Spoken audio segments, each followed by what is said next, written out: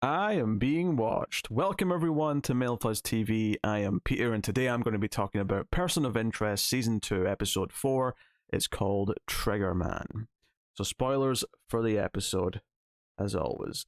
So this is an episode where we have a sort of, well, a Triggerman, I suppose, but we have a character who is working for the mob, who does hits, who takes care of business for the mob boss, and he is in a secret relationship with a woman who is actually the widow of another member of the gang who was killed about a year prior. To begin with, it seems like he is the culprit. It seems like he's the one that they have to stop from murdering someone else. He's even sent after Annie, the woman that he's in a relationship with, and that's where the episode pulls the twist and reveals that they're actually together and that he cares about her and that this is a very different type of story. That's not to say that as a viewer I found any of this that surprising. Something about the way it was all being set up just felt like it was building up to he's not actually the villain of this episode. It gave me that vibe very early on, and it made a good point of like making us just notice Annie when Reese early on goes to the restaurant where the mob boss and Riley, who's our Triggerman character, played by Jonathan Tucker, who would later go on to be in Debris, a show that lasted only one season on NBC that had a lot of potential. I am still sad it got cancelled. Damn you, NBC. You bastards. But he is playing this role of Riley, and Reese is there to listen in and see what he can find out. And it makes a point of having him interact with Annie, who's the hostess of this restaurant. And she cracks a little joke with him. Reese cracks a joke back. It does that sort of thing where you realize she's going to be an important character because it makes a point of having that little interaction to make the audience like her, which is not a complaint. It's just a perfectly valid thing to do. But it's that sort of thing where if you've watched a lot of TV and movies, you instantly just, there's like a shorthand that you kind of start to notice a little bit, and I think that's one of those little moments. But she kind of talks back to the mob boss a little bit. The mob boss seems to have a thing for her, and she kind of grills him for being a mob boss and for getting her former husband killed. That kind of sets up why the mob boss wants her taken care of. He wants her dealt with, and that's why it looks like it's going that way for a bit. But then, of course, it becomes more about how, oh, now Reese and Finch are having to protect two people instead of one, because now they're trying to protect Riley, but Riley's also trying to protect Annie, and of course, they also care about Annie. In fact, Finch, one of the big plot points of this episode, which is very important thematically, is that he doesn't really care about Riley all that much, because Riley's just the killer. That's all he is. Surely we should be caring about the innocent woman who has been targeted. And Reese has to kind of hit back against them a little bit and tell him that Reese once upon a time was just a killer. Technically, yes, he was a killer for the government, but the actual life and the way he felt like he was carrying things out probably isn't that dissimilar to someone like Riley, who's getting the same orders to kill people inside organized crime. In fact, later on, kind of the bigger reveal later that Riley was actually the one who was sent to kill her husband. Because I think she believes that it was the Russian mob, that it was a rival mob, but it wasn't. He was caught stealing money from the gang that he's in, and he was hit from within, and it was Riley who was sent to kill him, and that's something she doesn't know. The idea that Riley that he is making up for this, like, yeah, he's fallen in love with her for reals, like that's not just like a thing. But the idea that we find out that he went to her quite quickly after the funeral and said, if you need any help with anything, it doesn't matter what it is, like, here's my number, I'll be there night or day, it doesn't matter. This idea that he was operating with guilt, that he wasn't a fan of what he did. He wasn't a fan that he'd killed this guy, and he certainly wasn't a fan of making this woman a widow. So he put himself out there to try and make up for what he did, and then of course it's developed into a relationship. So there's a lot of stuff here that ties up with Reese again. You know, obviously we've been talking about how he, of course, had to kill people. He's making up for a past that he didn't want. But then you've also got this idea that Riley is trying to protect the woman that wants him to get out of this life. And Reese also had a woman who wanted him to get out of the life he was in, right? Who wanted to get him out of the out of the military and the secret spy stuff and all that and live a normal, happy life. And Riley seems to actually want to take that offer. He wants to go away with her, run away and start a new life somewhere else. But also, seemingly, as the episode goes on, it's quite clear that he is willing to sacrifice himself to save her, because she deserves to go and live and have a new life, and he doesn't see himself as being worthy of getting that new life, I don't think. And I think that's part of the comparison with Reese that really makes the episode sing. I do like Jonathan Tucker as an actor. I think he's got quite an intense kind of face and demeanor, like the way he's always sort of scowling, even when he's being happy, he's very intense, like, and that goes for anything I've seen him in. And I think the idea that he does kind of one up Reese a couple times in this episode, he shoots Reese at one point. Reese is wearing a vest, but the idea that it's kind of a not that he's quite in the same level necessarily, but there's definitely kind of a mano match going on here. So eventually, when Reese does have to just grab him and try and explain to him that he's there to help, it's a bit of a stalemate almost of a fight. I think all that stuff with comparing Riley to Reese and how Reese sort of sympathizes, or at least can empathize with him and understand that he's trying to make up for something and understand that he's doing this for someone he cares about. There's a lot there for Reese to latch onto, and it makes sense. And perhaps more interestingly, it is Finch's reaction to this, because Finch is the one who offered Reese a chance of redemption, of a purpose, right? And I think his reaction here to kind of disregard Riley is just a criminal, just a killer, we shouldn't care about him. That actually sounds a little out of character for Finch, but it makes sense in the context of where this episode is, because he has just recently been kidnapped by someone who is, kind of psychotic, and I think his tolerance level right now is probably at its lowest, or at the very least lower than it's been in a long time. So I think his reaction, his immediate reaction to Riley, is very much based on his recent experiences. That's immediately how I felt about it. And this episode did continue Finch's little ongoing stories from last episode, which is that when he's asked to go somewhere for the case, which is just Annie's apartment to check if she's already left, he's a little bit nervous about it, and the dog looks concerned about him, which is kind of sweet. But he's like, no, I'll be okay.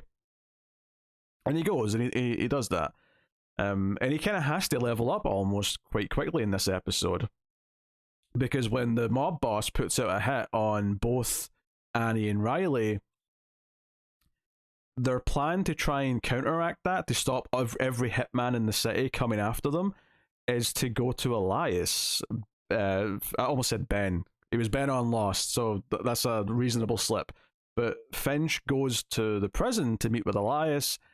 As soon as he was there, I was like, wait a minute, has Elias met Finch before? Does he know Finch? And sure enough, one of the first things Elias says is, I don't know who you are, but you seem to know a lot about me. And then Finch gives him a little branch, a little olive branch to explain who he is, or at least what their connection is. And Elias is very pleased to know that this is who Reese works with. And they make a very interesting deal, because Elias, he's playing a lot of chess, but he's having a hard time finding worthy opponents. So the deal that seemingly Finch strikes for Elias to sort of put his word out to call off the hits, the idea that anyone who tries to take that contract will be answering to Elias.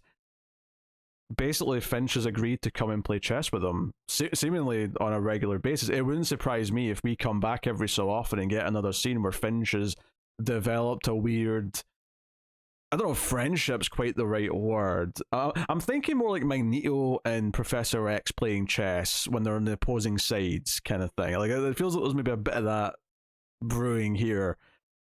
But I thought that was very interesting. But of course, this is, again, going back to this idea that his initial reaction to Riley is based on root.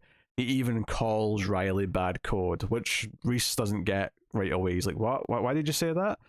And at the end, he's like, oh, it refers to just, flawed, something that's flawed in a computer system, but people aren't code. People can change. And he's admitting that he was wrong about Riley. He's admitting that Riley ultimately tried to do something right by the end of the episode. And kind of understood his place and his perspective a little bit better by the end. But what's so interesting about that comment is that, you know, that he was wrong because people aren't code, they can change. One of the big things we're talking about in this show is if the machine can change, and it really brings into perspective what counts as people, or life at the very least. And I think, you know, it's not a big, huge like button for that theme this week, this episode, but I did feel a little bit of that kind of creep into my mind as he said that. I'm like, oh, interesting little distinction that you're making, and I feel like you're almost setting up the idea that the machine is more than just code at this point with that sentence, or will be more than just code. So I love all that stuff. Whenever there's little teasing and hints of that, I'm always into it. So I mean, that's the broad strokes of the stuff that was super exciting, I think, to talk about. Obviously, there's a lot of individual action scenes, like the scene where the mob boss's son is riding with Riley to go and kill Annie, and the mob boss's son's going to actually kill Riley first because they already think he's hiding something from them. So we get this sort of sequence where we don't know what happens in the car. We just see a gunshot, and Reese is like getting ready to go up, but then it's Riley that comes out, and this is where we get the big reveal that he's in a relationship with Annie. All that stuff was good. There's some fun stuff with Finch working out where Riley and Annie are spending their time together based on a photograph that she took, and he uses some basic maths and perspectives to work out from the buildings in the photograph roughly where they are. He gives an exact address. I thought, I guess it makes sense that if the buildings are big enough, you probably could just say it's definitely this building.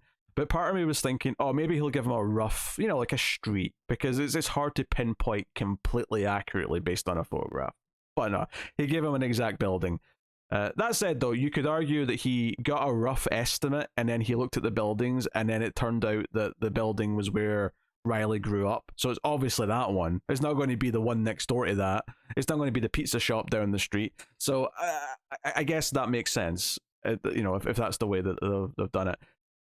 We have some more stuff with Carter and that other detective. What's his name? Zamansky. That's the one. He's back on the force, and he's surprised that Carter already knew about a dead body because, of course, Finch and/or Reese told her. I can't remember who phoned her about that, but she's investigating and is not very thrilled that she's kind of helping delay and misdirect the police to help. To help Reese with Riley, especially when she thinks that Riley's just a bad guy as well. And it's when Reese and Riley are together and they're hiding behind the dumpster, and there's a cop car kind of looking around for them, where Reese asks Carter to, hey, can you misdirect him somewhere else? We're kind of in a bind here.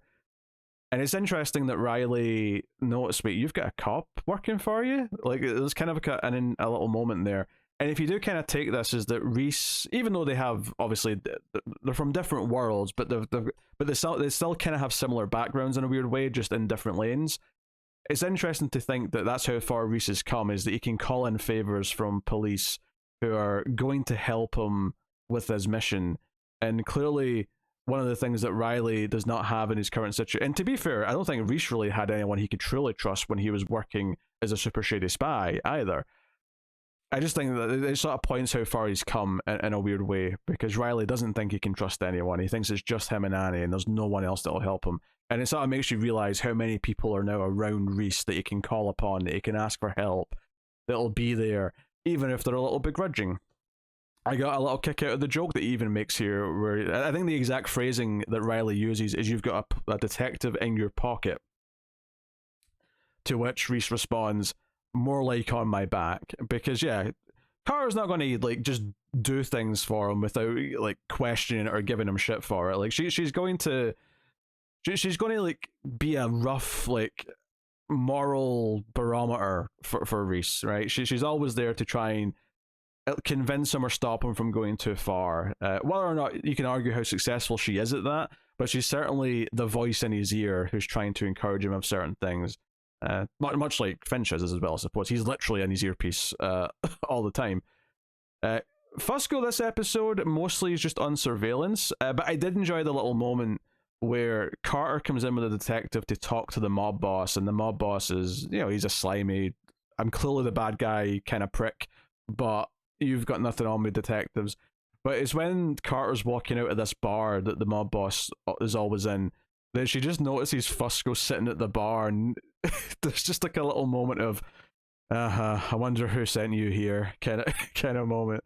So again, it's fun playing with this new dynamic of them being aware that they're both working for Reese and Finch, and seeing how that stuff plays out. So yeah, this was a very solid, very kind of like return to classic style person of interest episode. I think, we've done stories before where the person who we think's a bad guy turns out to be the good guy, or vice versa. And we've certainly done stories with characters that we can very closely relate to Reese's past, or sometimes Finch's past.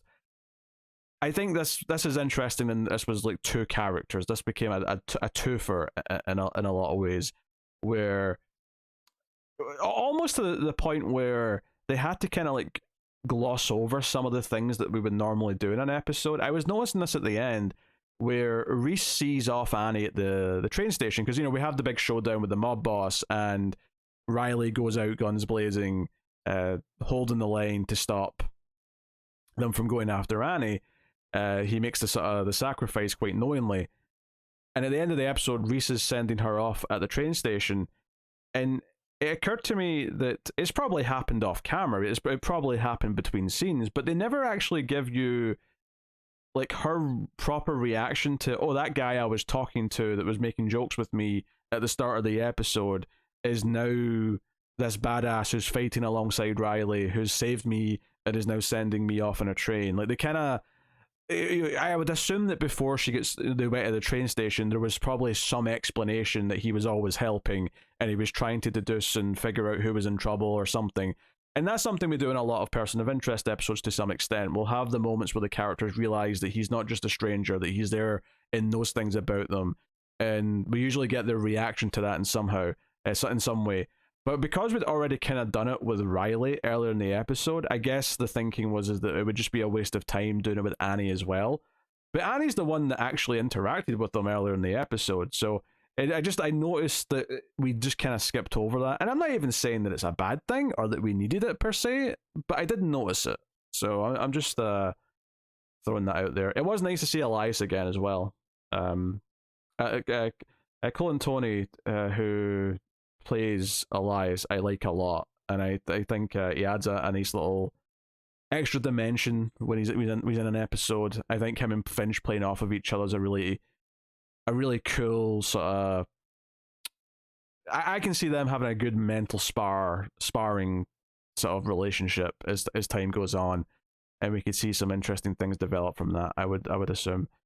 But yeah, very much a good old fashioned episode of Person of Interest by and large, but with some nice little things sprinkled throughout to sort of develop the character relationships a little further. But yeah, I'm looking forward to next week, and we'll see how it shapes up. But let me know what you thought of this one in the comments below.